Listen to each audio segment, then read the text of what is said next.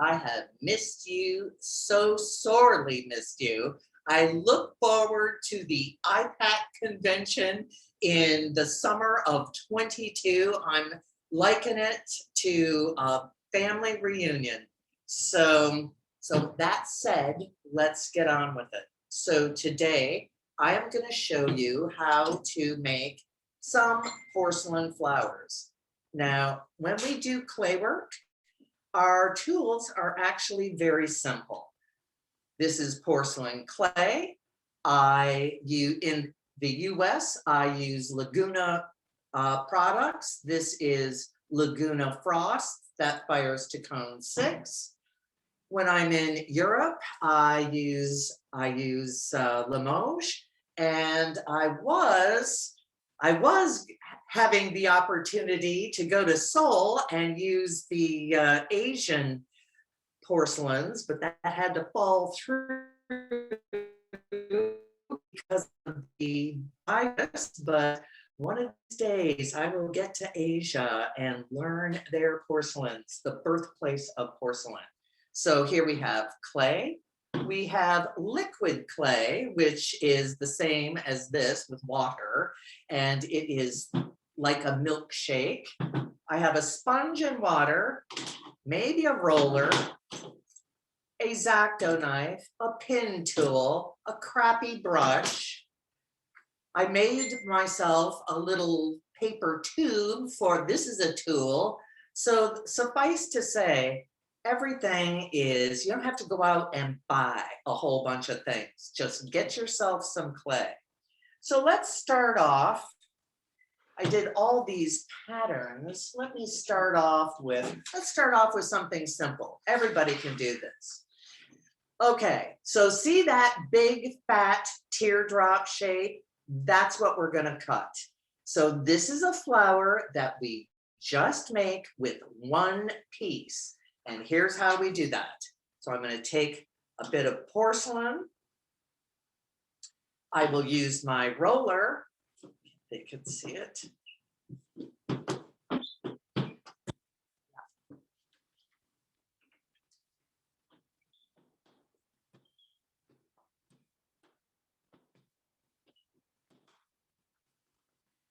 So I'm going to get it as nice and thin as I can. And I'm telling you, everybody who's watching this can make this flower.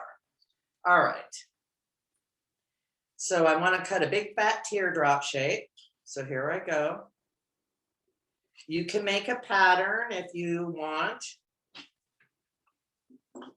Now, what is key when you are making flowers is that all the little things are done. Now, here is a piece. See how we have a cut edge? This is not what we want. So to make a knife edge, I'm just taking the heel of my hand, just on the edge. If you do the entire piece, your piece grows. So you just do the edge.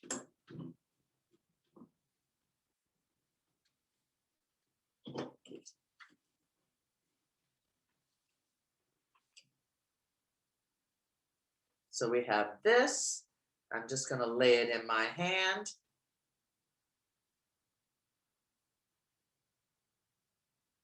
And roll it.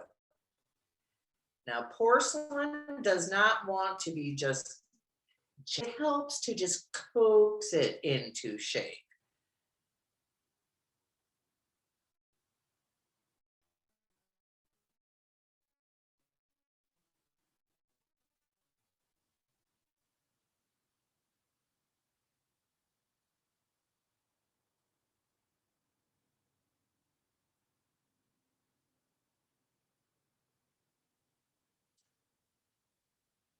See?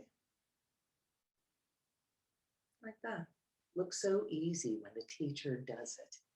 So now what we need to do is to make the stamen. So I'm going to just let that sit. Do a stamen. Now a stamen is, for a calla lily, does have texture. You can put it in schools. We've rolled this on the window screen. I mean, it's like we've done all sorts of things. Let's see how this veining tool will work nicely.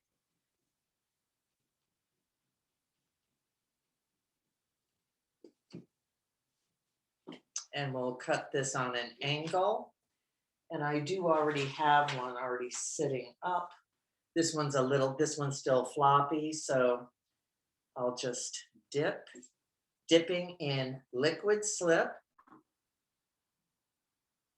Shove that in there.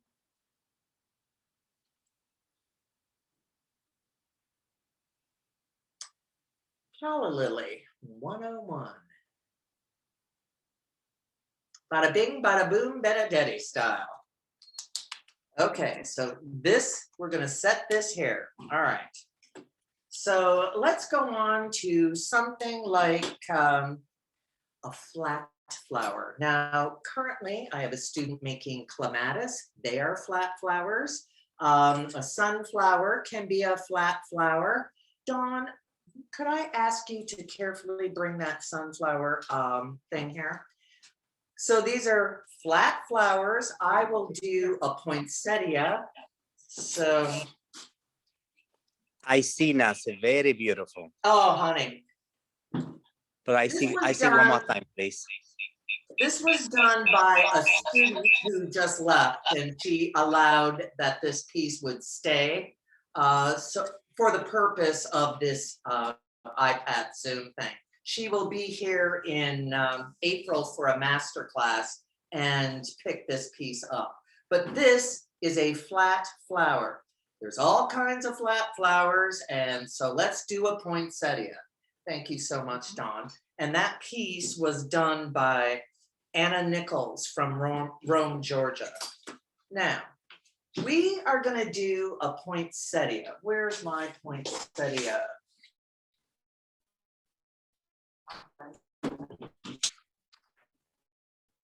All right, simple shapes.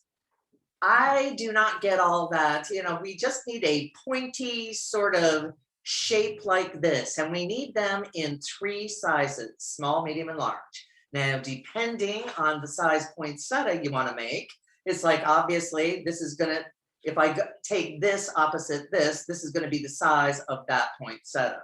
So this is your shape. You cut 5 of these, cut 5 of these, and 3 of these. So what I do, you can make yourself a pattern if you would like, if you want everything standardized. I have a hard time with standardization. Okay, so what I'm gonna do,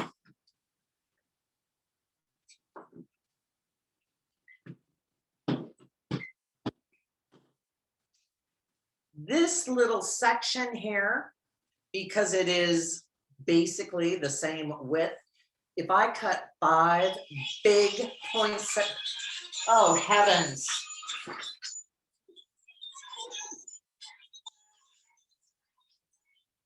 That was from, I bet that was from Celie Evans calling me, Mariposa. Okay, so here I go. I'm gonna cut just a pointy, sort of wide shape, and they'll all sort of be about the same size. So I wanted to cut 5 of these.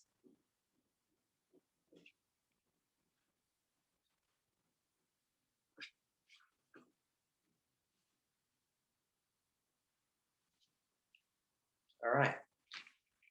So again, my cut edge screams amateur. So we're just going to take the heel of our hand, give ourselves a lovely finished knife edge.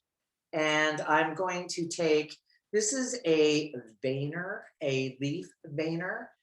I believe you can get these from Colorific Porcelain in the Pacific Northwest, Washington State. I know they carry these. You can also go out in your yard and get a leaf. You can do that.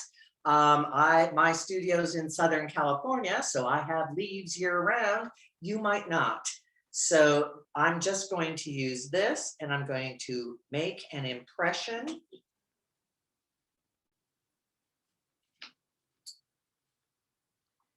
I don't know if you can see the impression, but I have a nice knife edge. And because this is a flat flower,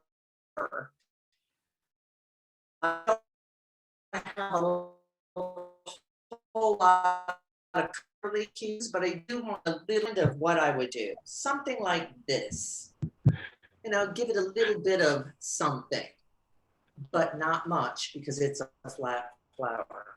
I do 5 of these, and I actually have some already going. Let me do some little ones because I know I'm going to need those.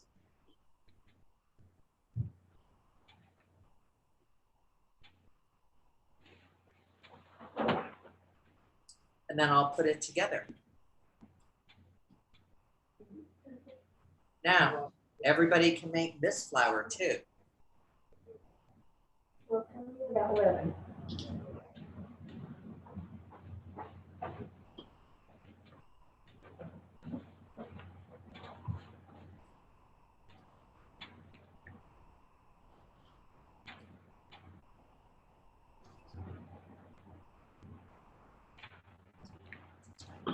And here we go. Oh, Felipe, I miss you so much.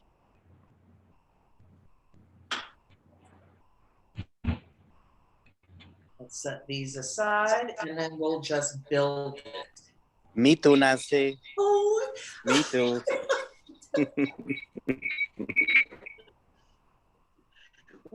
You know what? It will be a wonderful day when we're all together. Like Ida Yu. I haven't seen her since 2018. Ida Yu. Good. Thank you. It'll be a wonderful day when we're all together. Patrizia Arvieri. Oh, Rochelle Plantier. I miss these people. Okay, so let's put this together. I did not want to take your time to do 5 and 5 and 3, so I already did them. I did some. So these have just they sat up for maybe 5 minutes. See, this is still a little limber, so I just let it sit up 5 minutes. These are still wet. Here, let's just do it on this. Okay. To put this together, kind of fun. So we're going to take a little bit of clay, roll it up into a ball, maybe mash it down, maybe about the size, I don't know, about that size. I'm going to put it down here. Then I'm going to, when I want to attach things,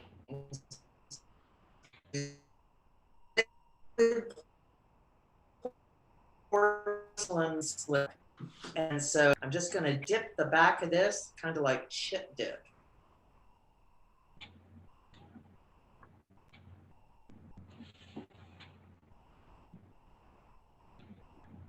Felipe, can you hear me? No, he can't. Yes, yes, Nancy. Felipe. Yes, yes. Jill Smith drives to my house every Tuesday, 3.5 hours one way for class. Every Tuesday, she has not missed a class in months. Every Tuesday, 3.5 hour one way, 3.5 hour the other way. Every Tuesday, my studio. Just fantastic. The stuff she's making, unbelievable. Okay, so now here's that's my bottom part. And so now I'm going to go with my medium ones and I'll just come in here. Oh.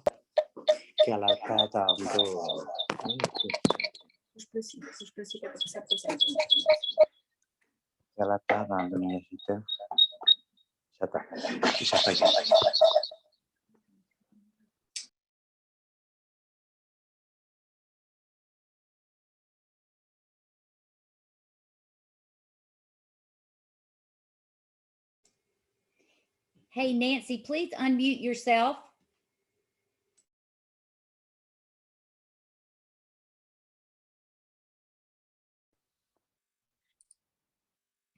take the, okay, here we go. Can you hear me now?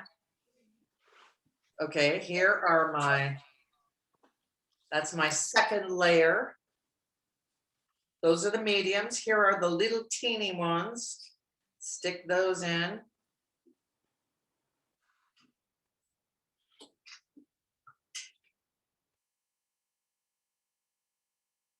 Do 3. And then for my center, I mean, you can go crazy, but since this is stylized, I'm going to just do a bunch of balls. I'll do a high one to lift this. I'm just going to stick that there. Differing sizes.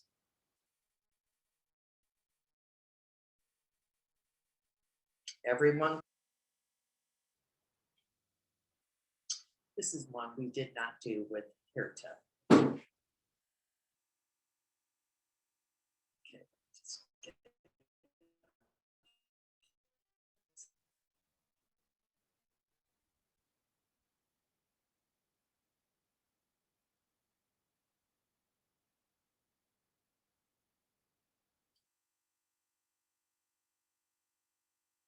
all right, let's see if I have enough.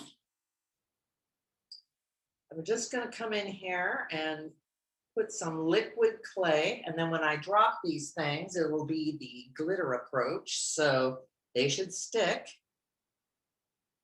And then this will just give us a little stylized center for these things.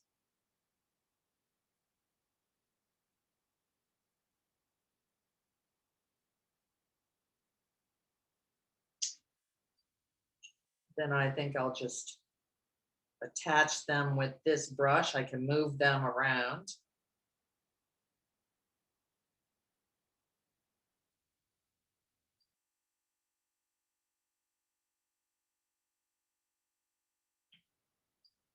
It does need a couple of more, but I won't. Let's just. Nancy, we have a question from Lena. She wants to know, do you buy the Laguna clay already mixed? Do I buy it already made? Is this Lena formerly from Jordan that lives in New Jersey right now? Yes. Yes, she typed in the I chat. see you out there, Lena. Okay, so your question is, yes, I do buy this already made up. And in case you did not get this, I use Laguna products, and really a 25-pound bag of beautiful porcelain here is, let's just say, less than $25. And you can do a lot with that. And here is a nice little stylized poinsettia. Everybody can do this. It makes itself. Okay. It makes itself. What a joke. Okay, let's do dogwood. Want to? I'm in the South. They don't grow in where I live, but here is our shape for dogwood. The only reason why I know this is because I teach in the South and I've had to learn it. So dogwood is this shape, you cut 4, and here we go.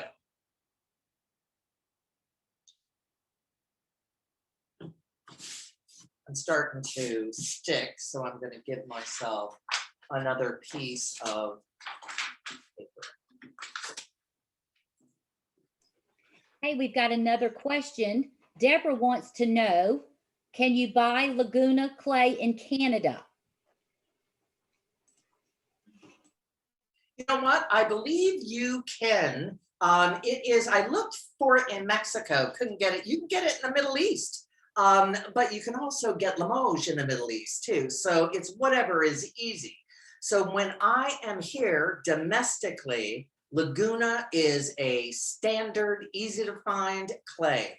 And yes, you can get it in Canada, but I don't know where to get it in Mexico. I looked the other day. So that is what you do. You could just Google them.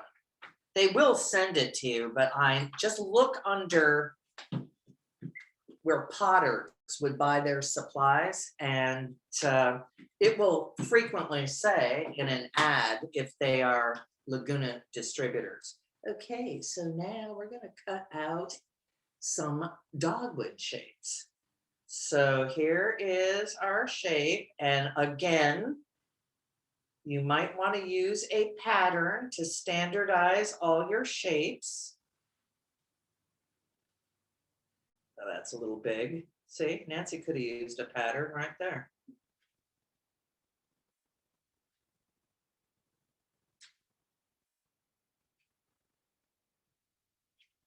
You know, these must grow all over the world. Okay, this is just 3. So let me grab these.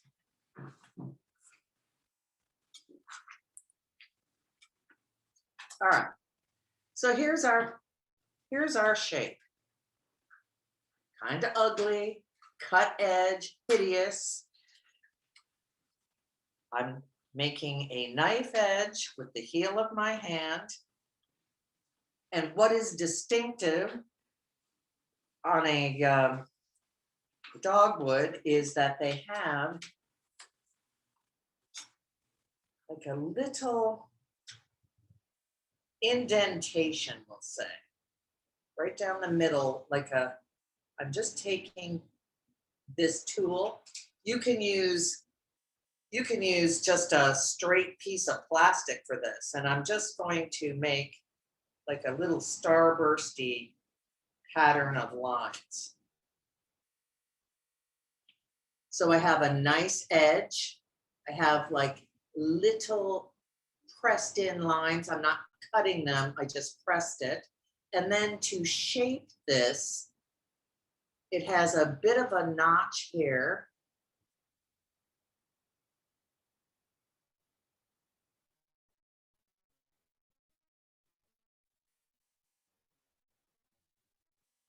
So you just give it, again, this is a flat flower, so no big swoops, but it does have a bit of a notch. So let's put this together. Here, we'll do it on, let me put this together. Okay, so here's wood. We made ourselves a little wood. Okay, so here I did make these in advance and had them sitting up.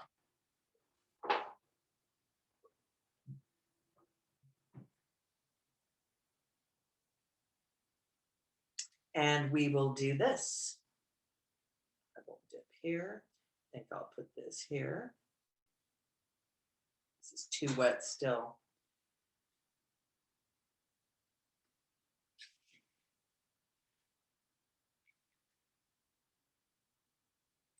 Okay, so it's a cross, right? It's a cross like this. It's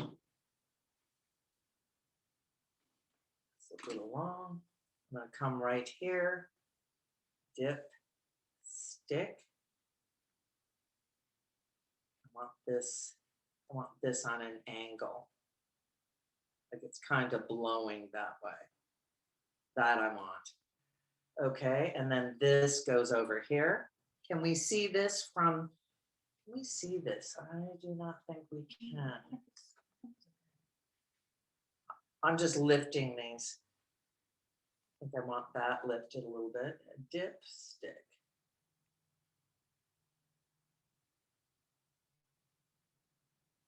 I'm going to shorten this.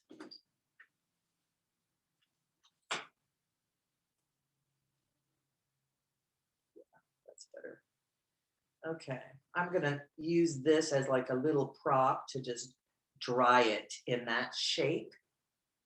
Yes, I like a little bit of like wind is catching something. And then to do my centers, when I really do it, I do this. I make like a little tiny, this is too big, teardrop shape.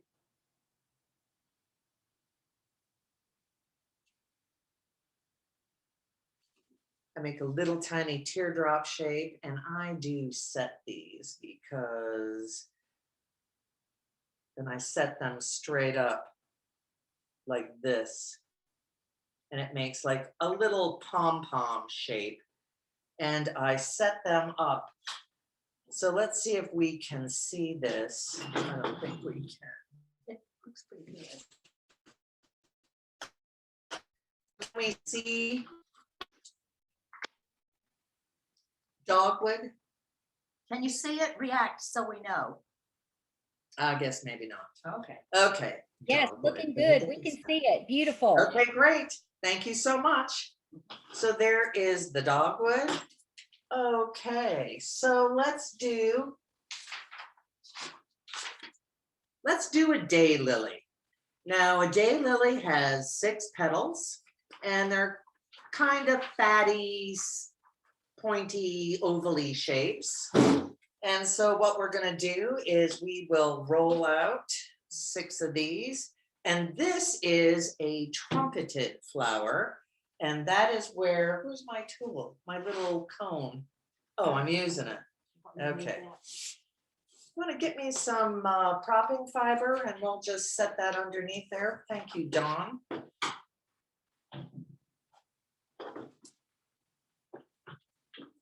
All right.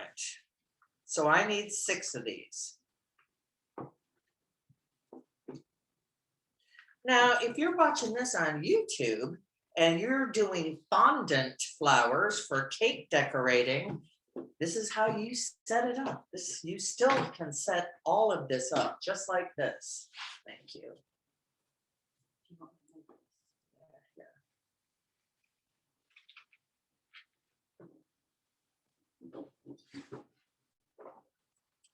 This is high fire propping fiber.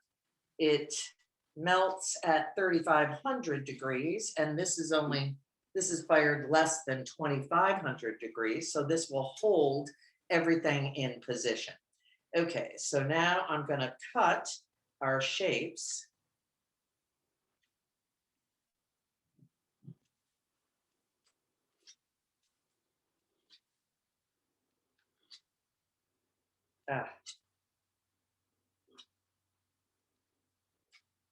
Hope I did them long enough.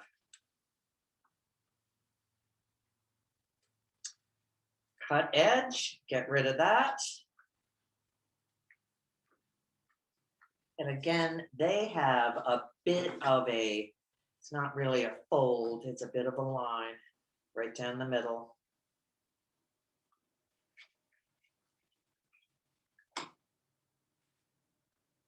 Ruined that edge. Okay, let's see if this is, somebody want to get me a pair of scissors? I'm going to cut this. Let me get these ready.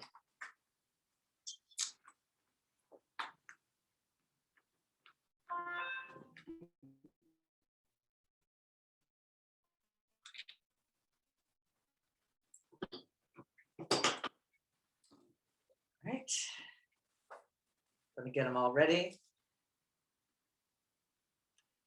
Big fat area, so let's just work on the cut edge. Yeah, that's a little thick, but with that cut edge, it disguises it.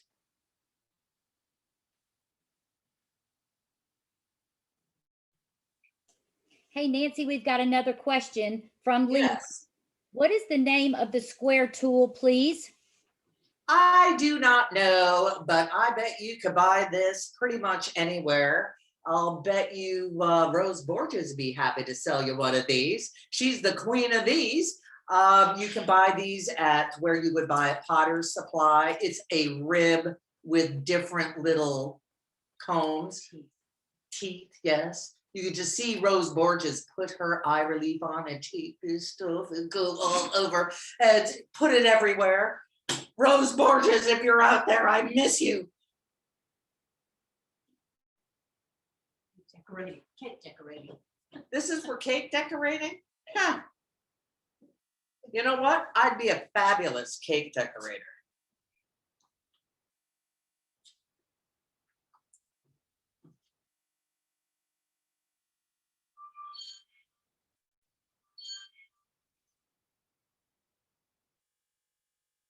Okay, here's all my pieces, and now I will show you with my fabulous tool I made, my very expensive tool.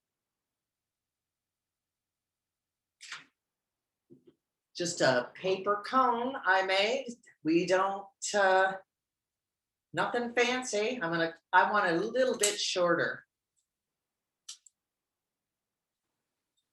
That'll do. I'll do this. Okay. So here they are. They're limber. And what I want is I want to set them here. Let's get this clean.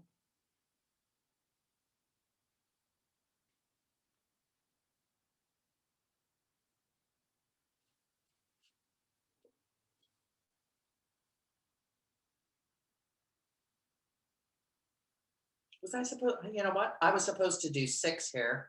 I have 5. So we're doing the very famous 5-petal daylily that only grows in Southern California. So here we go. I'm going to just mush this together.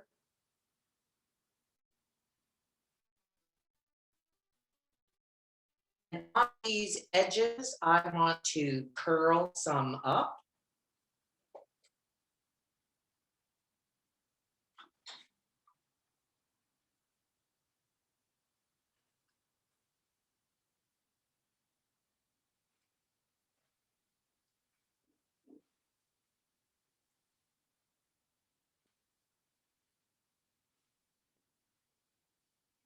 And then maybe we're just going to let this sit for a bit, and then I'll come back to this.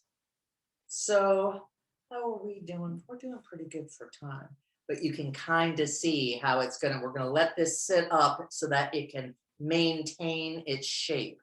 But for trumpeted flowers, just make yourself this cone and just scatter it all the way around, mush it together, and you will have yourself a daylily or I don't know, like the trumpet vine or morning glory. What's another trumpeted flower? You even know? No, we don't know. Okay. So let's move to, what do I have left? Let's put our daylily here and let's go with roses. Here you go. I've done a few of these. Let's have a chat about roses. Okay. Everything that I have read in books tells you to use a round. I'm going to tell you to use an oval. And because I have worked with so many people for so many years, I will tell you what they do. They start with an oval and then press it into a round. So I would like for you to keep your eye to your shape, that it is just an oval. So we start with our first, which is a center oval. That's our roll. This top edge is the only thing I care about. I want a beautiful thin edge. Everything else can be a big mess. Same with all of the petals. Just this top edge is thin and nice. Now let me just show you what I want you to do. I think I'm gonna change and go on newspaper. All right.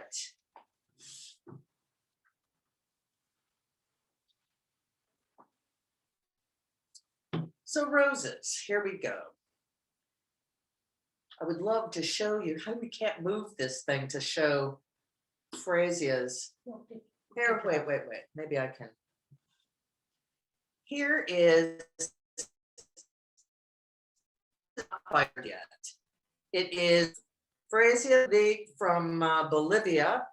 Our South American IPAT rep is here, and she is waiting for me to high fire her lovely little teapot. Isn't this the cutest thing? So this, do I have that in there? No. Be careful with the nose. Oh, that's why. There we go. Isn't this the most darling thing, her little teapot? This is all completely hand built. And so she is waiting. I will be high firing that. She wanted it rustic, but she wanted it cutesy. And I just think this answers the question. Oh, let's show this. Let's show a few of these things before I do roses. Here's this. So I was working with Birgit Porter. In fact, she's the one that gave me this bruise on my finger. It's like, it was just a slab rolling incident. It's like, never trust Birgit around a slab roller. Okay, so she did Cymbidium Orchids on this vase. They turned out fabulous. She also did a tile that hangs on the wall, a tile on the wall with several sprays of these particular Cymbidiums. And Dawn, can you hand me? And Dawn Willard did a big lotus. Let's show that. She did this some years back.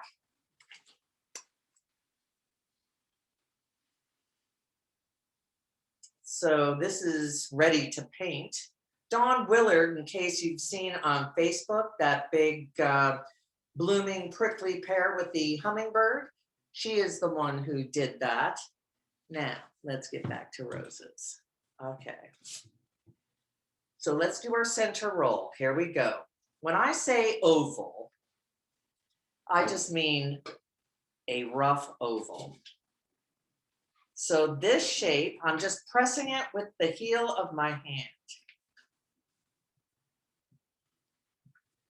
Now, when I work with people, there's all kinds of people. Some people have no strength in their hands. Some people have arthritis. There's all kinds of things. So if this action, pressing, is too much for you, you can use this. And really just on this end, you can just go like this. So we see my little oval is here. It looks like lips. I'll just kind of straighten it a little bit. And I'll take this. So see what I mean? Oval. This is about what I want. Oval. But this is what we really want, is a beautiful knife edge. Lay it in your hand. Just roll it towards you.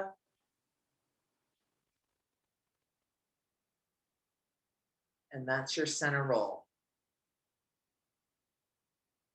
Yes, Manu, you could do this.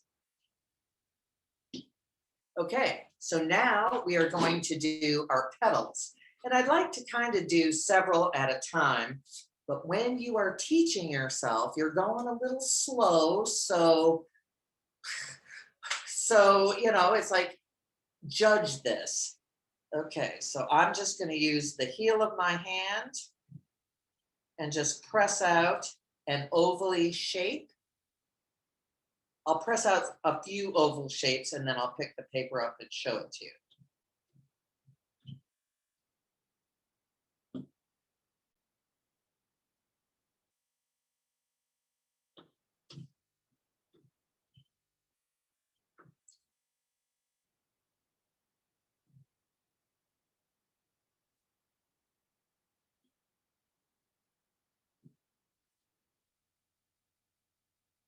So how confident do you feel about bringing your piece over here?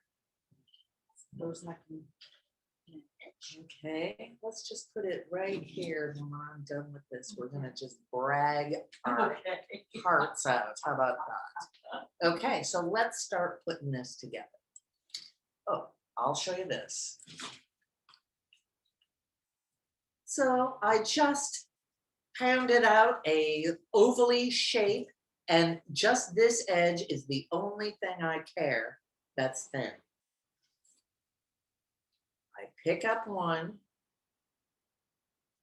The key place is placement. You place your petal even with the center roll. And the ones on the inside are standing up. We don't pound those back just yet. So even with the center roll, all of the petals must start like that. And I say this a million times in my life, and people just naturally set them down, down, down. And that throws everything off, makes your rose look like it is genetically altered.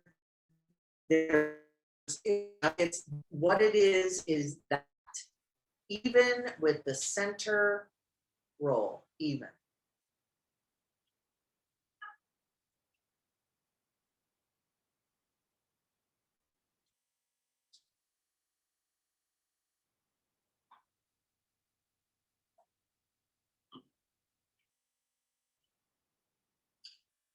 So we see all of these petals are right in there. So I think for a piece like this, you know, then students always say, how many petals do you make? You just keep making them until your piece looks good.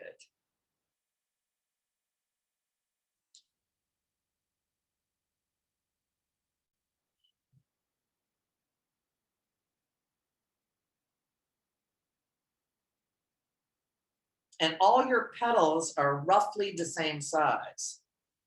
You know, when they're leaning back, when they're coming back, they do open just slightly, but not a whole lot. So make it a point to kind of keep all your petals roughly the same size.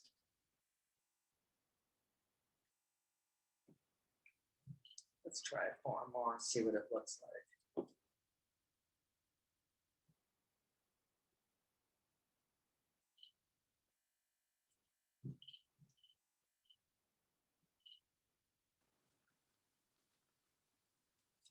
Okay, even with the center roll.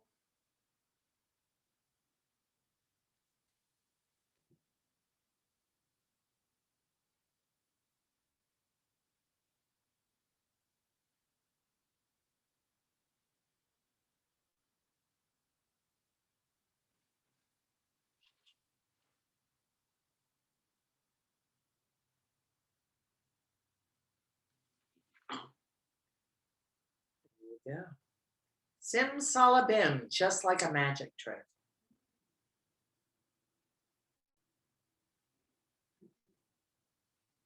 Rose. Let's see, now we got this thing here, so that could be ungainly.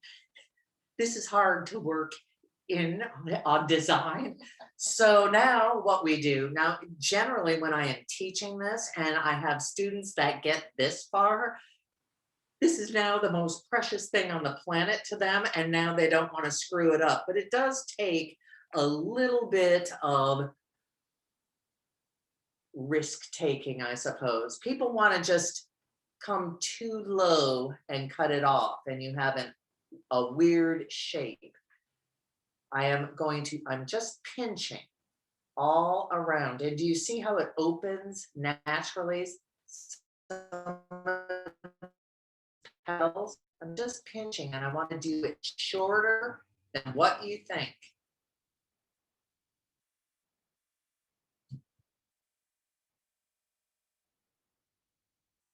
This, let's lift that up.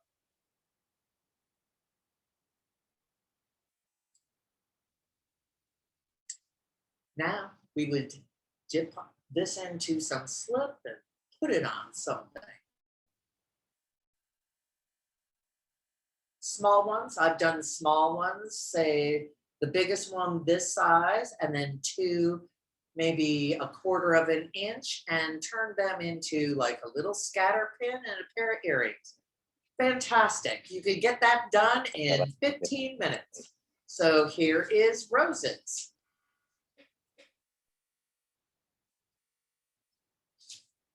So I think the last one I should do, how am I doing for time? 10 minutes? To closing remarks. Okay.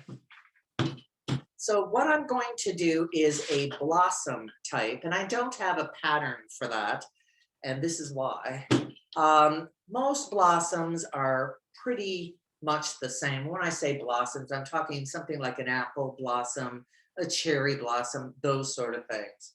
So what I do is I start with, I'm going to make these slightly bigger than I ordinarily would just for you. So I am going to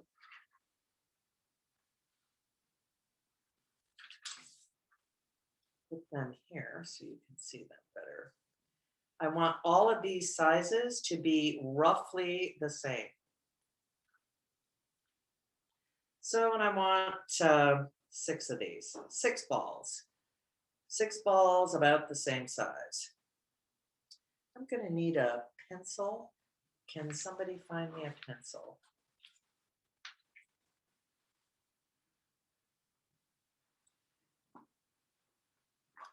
Thank you. Trish Vermillion, our Eastern represent. We have numerous reps here, plus the IPAT president. So here are 6 balls, all the same size. And what I want to do is I'm going to take this ball and just on this edge, I'm going to turn it into a teardrop. And then I'm going to press this flat. When I press, I don't have, so this is my shape. I take my little teardrop and my shape is like this. And so what I'm going to do is I'm going to put this here and then I'm going to just lay this here, make a point.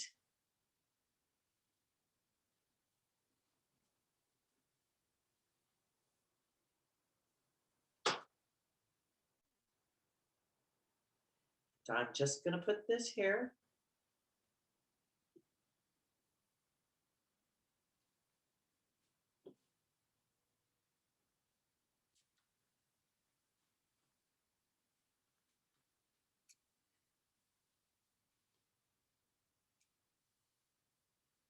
We don't do these here. You know, blossoms are nice.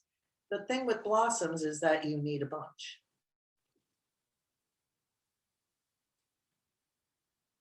So everything's flat and just laying here. Oops, I screwed that up. Okay, I made this a little sloppy, but we're going to go ahead with it.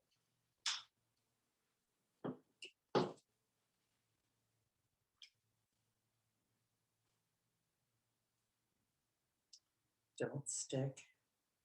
Okay, so see what I got? I just laid these on that little ball and here it is flat. And this is how I make this. I take a pencil and I take the eraser edge and I go like this. Now, all my little things, all my little petals need lovely shaping.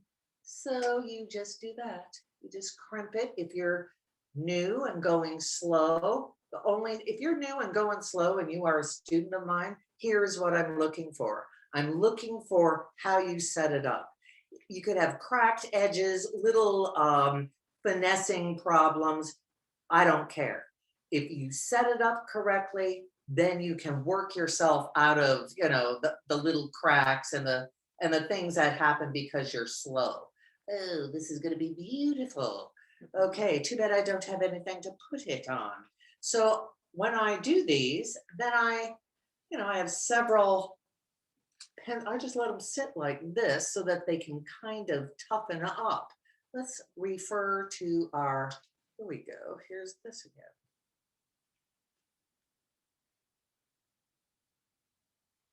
Would you like to put in for questions? Sure. Okay, and I'll give you a 2-minute warning for Susan. Here is our daylily. It's still a little wet, but we would, let's say we would set this, I don't know, we would set it on a piece. And then I make individual pistils and set in there. I also make individual pistils and set them in here. Let's just see. Can you see that? I made this larger than what it really needs to be. But this is how you generally how you make almost all blossoms. And then when you set, see, when I set these things, if it shows, I've got the calyx, I've got the sepals, I've got everything. I do like to up the ante on my porcelain work. Let us know when you're ready for questions. So I'm ready for questions. If somebody has questions for me, who's out there? Can you get me a bottle of water? Who's out there? Ask me something. I know. All right, at this Nancy? point, you will need to unmute yourself in order to be able to ask questions. Nancy, Yes. what do you do with the leftover clay that you just cut? Oh, I save it. I do save it. Obviously, I'm being very cavalier. I would take this, put it in a plastic bag with a damp sponge, and you can rework it. So you don't put it back in the same tub that you took it out of? Generally not, Okay. but I still use it. Hi, Nancy. This is Susie from Arizona. Yes, I haven't seen you. Hi, Susie. Hey, I still have the clay from when you came last time. It is pretty hard. How can I use it? Can I loosen it up with? So it's really, really hard. Take a big chunk, stick it in a bowl. I don't know how much you have, Susie. Stick it in a bowl of water. Lots. If it's a 25-pound bag, I just pour water into the bag, close it up, and come back in a couple of days and survey it. But you can. I taught a seminar in Buffalo at Pat Stramalia's house, and she showed up with a 25-pound block of very hard porcelain, and we were so desperate. I had that thing the next day ready. We just set it all in a bucket and just let it sit there 24 hours.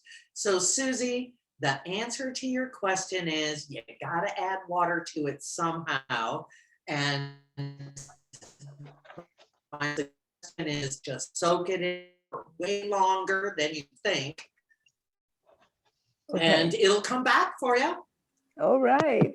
Good to hear from you. Yeah, good to see you too. Another question? Nancy, Yes? how long does it take for those gorgeous flowers to dry? And do you fire them afterwards? Do you need anything else to do after? Yes. I'm just showing you how to make flowers. Now, obviously, in my classes, that's not what we do. We will take flowers and create something. Here, how about this?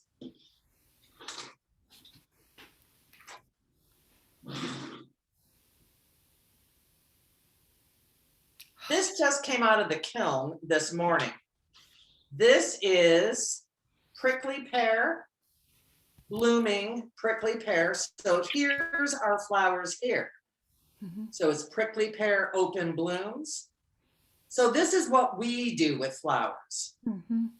This piece was done by Dawn Willard, Locust Grove, Georgia. It's lovely.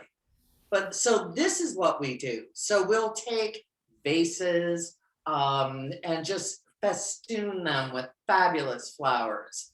And, you know, because obviously, well, you might want a rose pin maybe, but these singular flowers have no value really, except unless you're a student and you're able to do your first rose, and then that's the most valuable thing on the planet at the time. But isn't this a lovely piece? We were all just so thrilled when this came out.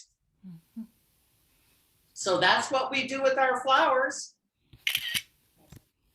And where do you get the fiber, this high fire fiber that you put? Pardon me?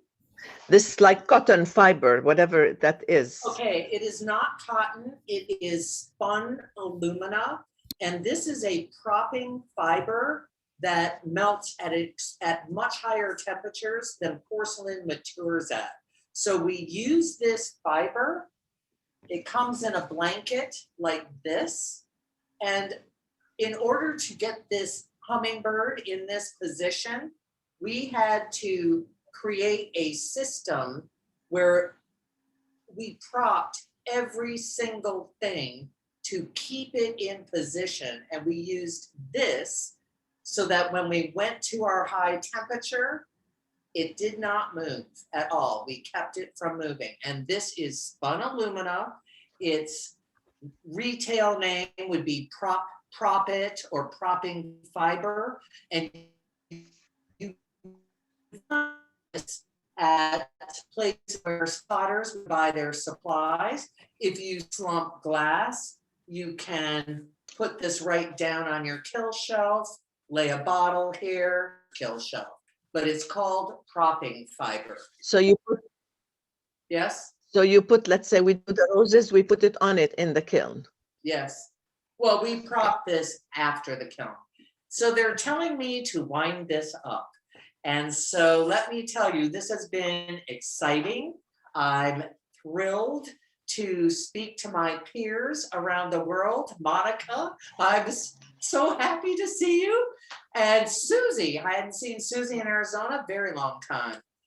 I miss you all. I hope I would not dream of missing the IPAC convention on Tybee Island in the summer of 22.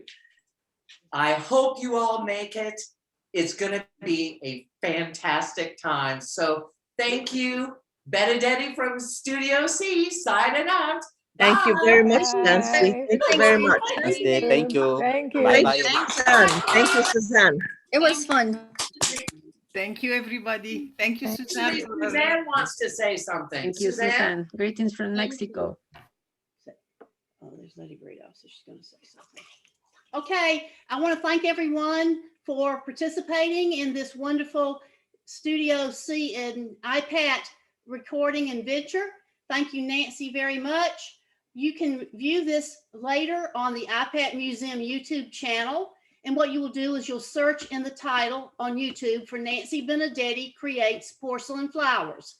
I'll have it posted this afternoon. And of course, right now it's noon Eastern time in Georgia. So give me about 3 hours because it's a long video and it will be posted on the YouTube channel for you to view this evening. Also, the iPad Museum website will set up ipad.inc.org is that website.